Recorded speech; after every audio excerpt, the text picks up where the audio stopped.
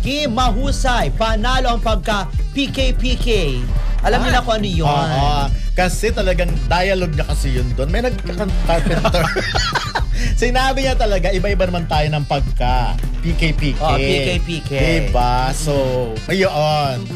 Tapos sinasabi nga na talagang nasa era na talaga siya ng ginagawa niya na yung mga bagay na hindi ginagawa ng karamihan, ng iba.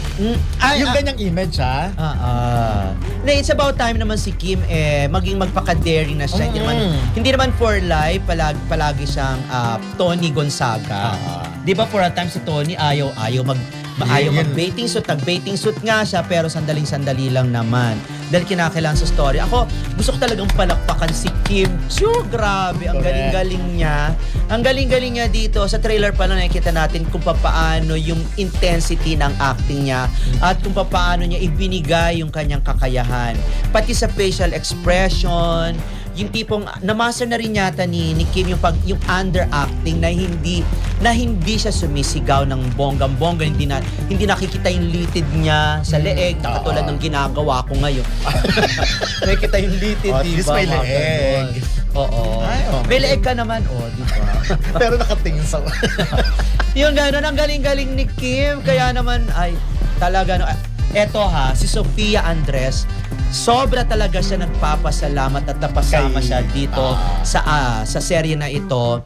At kahit kontrabida ay talaga namang niyakap niya ng bonggang-bongga. Ay, ang laki naman kasi ng exposure para maka-eksenahan mo si Kim. Medyo physical pero go. Oo nga. Paano yung pagkano niya? Si Kim nung hinubaran, gumanapin mo na. Sige ako si Sofia, huhubaran kitang gano'n. Kaya rin mo. Pero susuntokin kita. Hindi pala naman na. Sabi ni Jocelyn Macani, Tita Jocelyn Ray, natutuwa ako sa pagbasa mo ng card. Naluha ako, friend. Love. Kung kayo talaga. Ayan. Maraming salamat sa padala, ha. Okay. Reverend Starkey, sabi from Colorado, USA naman siya. Hi! Hello. Okay. Ayan at, ayun. Sabi ni Noan, live, dami watching. Maraming salamat. Ang daming revelation din ni Paolo Abilino. Ako hindi naman ako parang isipin mo magpa-promote kasi talagang si Paolo naman hindi mo yan mapipilit magsalita ng mga kung anik-ano. Like for example, pag tinanong mo kung in love ka ba ngayon, kung noon yan siguro nga tatawanan lang or iiwasan niya. Ngayon talaga kung ano yung nararamdaman niya, sinasabi na niya. Nako, ito talaga yung labanan ng mga aktingan. Parang sa trailer pa lang, busog na busog ka na. Parang kahit busog na busog ka na, gusto mo pang kumain. Gusto mo pang makita yung iba pang putahe at para titikman. Yung mga ganon. Ganon itong kargado. Oo, ganito kalala ang kargahan ng mga eksena dito sa serye na ito. Buti hindi naubusan ng duha si Hindi rin napapaos. Kasi can you imagine, puro intense ang eksena. Kaya tapos mag-host ka pa ng kaya nga sinasabi ko nga, di ba, paulit-ulit ko sinasabi, kaya itong si Kim ay athletic at palagi siya nag-workout, tumatakbo para palakasin yung kanyang stamina kasi ang dami niyang gana. Pero syempre, dahil marami na rin naman pinagdaanan si Kim sa buhay, yun ang pinaguhugutan niya. Ngayon, dapat magpakitang gilas itong si Sam Milby. Ay, oo. Kasi syempre, Paolo Abilino naman. Kasi wala nang duda si Shasha Padilla, sino pa ba? Si Alma Moreno, nandiyan din, di ba? Tama ba ako si Alma? Tama ba ako? Nandiyan din si Alma. Nandiyan din at ang dami-dami pa. So, yun. Well, tignan na lang natin. Sabi nga nila, ngayon palang strong contender for Best Actress. Si Kim para sa series ito. Not only in the Philippines, but of course, marami naman kanon sa Asia, di ba? Marami naman kanon. So, tingnan natin for 2026 kung ilang awards ang nakakuti ni Kim for this project. At hindi lang yun, pati si Paolo. Of course. Abangan natin yan. Sa kabila ng dami ng mga bagong artista sa industriya, patuloy pa rin namamayag pang Chinita Princess sa mundo ng showbiz. Mula sa kanyang mga proyekto sa telebisyon at pelikula hanggang sa mga endorsements, hindi may kakakailang si Kim ay isa pa rin sa mga pinag-usapang personalidad ngayon. Sa bawat kanyang public appearance, kapansin-pansin ang confidence at galing ni Kim Chiu. Hindi lang siya basta maganda o sexy, marunong din siyang dalhin ang sarili na may respeto at klase. Marami ang humahanga sa paraan niya ng pagbalanse ng professionalismo at pagiging totoo sa sarili. Patunay ito na ang tunay na panalo ay hindi lang nasusukat sa panlabas na anyo, kundi sa kabuuang personalidad at attitude ng isang tao. Ang husay at kaseksihan ni Kim Chiu ay patunay na hindi kailangang magsapawan ng talento at ganda dahil kayang-kaya niyang pagsabayin ito. Sa bawat project na tinatanggap niya, napapakita niya ang maturity at lalim bilang artista. Hindi rin matatawaran ang inspirasyong ibinibigay niya sa mga kababaihan na pwedeng maging matalino, maganda at sexy ng sabay. Si Kim ay isa sa mga halimbawa ng modern Filipina na confident, goal-driven at may malasakit sa kapwa. Tunay ngang mahusay at panalo sa kaseksihan si Kim Chiu, inside and out. Bukod sa kanyang taglay na talento at kaseksihan, si Kim Chiu ay patuloy ding hinahangaan sa kanyang positibong pananaw sa buhay.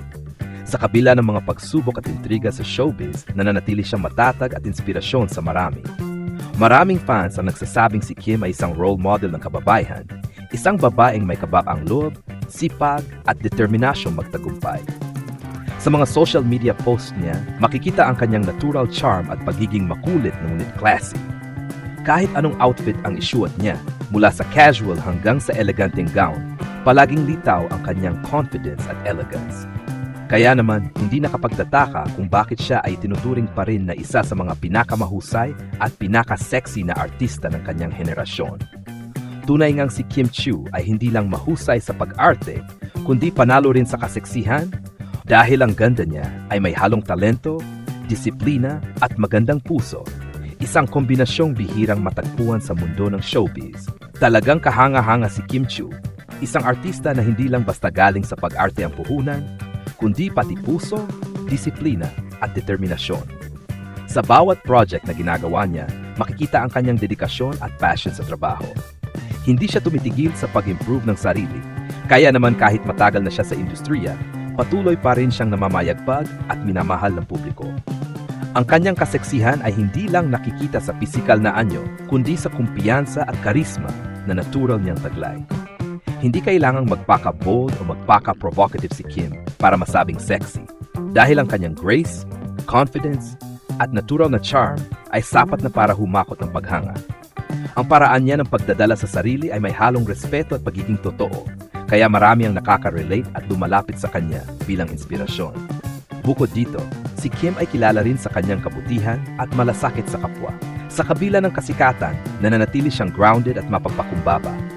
Pinapakita niya na posible pa ring maging mabuting tao kahit nasa gitna ng fame at glamour ng showbiz. Kaya naman, hindi lang mga fans kundi pati kapwa-artista ay saludo sa kanya. Sa kabuuan, si Kim Chiu ay larawan ng isang modern Filipina, mataang, matalino, maganda at may puso. Ang kanyang husay at kaseksihan ay hindi lang panlabas, kundi nagmula sa loob. Kaya naman, sa bawat pagkakataon na lumalabas siya sa telebisyon o pelikula, ramdam ng mga tao ang kanyang liwanag at inspirasyon. Tunay siyang panalo sa lahat ng aspeto, sa talento, sa ganda, at sa kabutihan ng puso. Tunay na walang kupas ang galing at karisma ni Kim Chiu. Sa tagal niya sa showbiz, napatunayan na niyang hindi lang siya basta maganda at sexy. Isa rin siyang performer na may lalim at husay. Sa bawat proyekto, nakikita ng mga tao kung gaano siya kahanda at kung gaano niya pinahalagahan ang kanyang craft. Kaya naman, kahit patuloy na dumarating ang mga bagong artista, nananatili pa rin siyang isa sa mga pinakamaimpluwensyang personalidad sa industriya.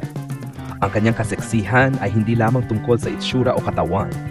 Ito ay isang kombinasyon ng confidence, elegance, at pagiging totoo sa sarili. Isa siyang magandang halimbawa na ang tunay na sexy ay hindi kailangang ipakita sa damit, kundi sa paraan ng pagdadala sa sarili at sa positibong enerhiya na ibinabahagi sa iba. Nakakatuwang isipin na sa kabila ng lahat ng intriga at hamon, nananatiling kalma, classy, at inspirasyonal si Kim. Maraming kababaihan ang natututo sa kanya na manatiling matatag at huwag matakot ipakita kung sino ka talaga. Kaya masasabi kong karapat-dapat lang talaga siya sa mga papuring mahusay at panalo sa kaseksihan. Si Kim Chiu ay hindi lang chinita princess. Siya ay tunay na queen of confidence and grace ng showbiz.